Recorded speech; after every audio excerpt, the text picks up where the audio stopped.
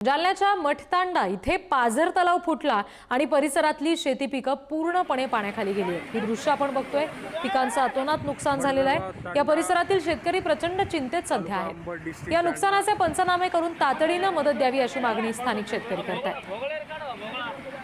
आणखी तपशील घेऊयात। प्रतिनिधी गौरव साळी आपल्याशी जोडले गेलेत त्यांच्याकडून। गौरव, हा जो पाझर तलाव आता फुटलेला आहे, मोठं नुकसान या ठिकाणी शेतकऱ्यांचं निश्चित झालेलं असणार, काय नेमकी मागणी आहे शेतकऱ्यांची आता सरकारकडून?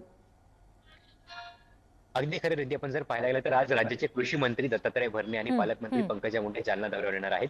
जालना जिल्ह्यामध्ये मागील आठवड्याभरापासून मुसळधार पाऊस बरसत आहे, त्यामुळे अनेक भागातील शेती पिकं पाण्याखाली गेली आहे, पाझर तलाव फुटले, त्यामुळे मोठ्या प्रमाणात नुकसान जे आहे ते झालेले आहे। त्यामुळे जनजीवन जे आहे ते विस्कळीत झालंय। सध्या मी बदनापूर तालुक्यात उभा आहे। या ठिकाणी आपण पाहू शकतात की या ठिकाणी हे मक्याचं एक पीक आहे आणि या ठिकाणी मक्याचं पीक अक्षरशः गुडघ्या इतक्या पाण्यात गेलेलं आहे आणि हा मका जो आहे त्यामुळे आता सडण्यास सुरुवात झालेली आहे। आपण जर पाहायला गेलं तर आज राज्याचे कृषी मंत्री जे आहेत दत्तात्रय भरणे ते जालना दौऱ्यावर येणार आहेत। ते या दरम्यान नुकसानीची पाहणी करणार आहे। यासोबतच त्यांच्या सह जिल्ह्याचे पालकमंत्री असलेल्या पंकजा मुंडे देखील आज जिल्हा दौऱ्यावर येतात आणि या ठिकाणी ते नुकसानीची पाहणी करणारे शेतकऱ्यांशी संवाद साधणार आहेत।